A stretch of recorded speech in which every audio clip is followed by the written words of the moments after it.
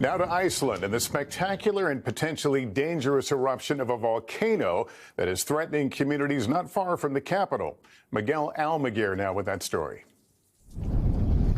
The incredible fountains of fire gushed more than 300 feet into the air, igniting the night sky in Iceland. Erupting Monday, the astonishing display of fire and fury continues to pour across the southwestern end of the country, an hour outside the capital of Reykjavik. It's a once in a lifetime for us.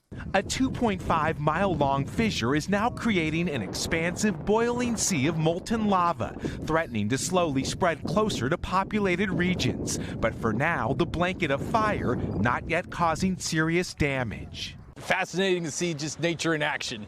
It's just like something from a movie. As researchers descend closer to the spouts of fire, this is a magical spectacle, even in a country no stranger to eruptions. After weeks of seismic activity, nearby towns were evacuated days before lava even seeped from the Earth's floor. The flows now slowing. It is very, very powerful in the beginning. It's going to extract the magma very, very fast, and that's why it's going to decline very fast. Still pouring smoke into the air, it doesn't appear this eruption will cause the same havoc a different Icelandic volcano did in 2010.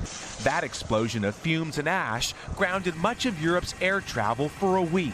But tonight, scientists warn eruptions can be as unpredictable as they are spectacular. Miguel Almaguer, NBC News. Thanks for watching. Stay updated about breaking news and top stories on the NBC News app or follow us on social media.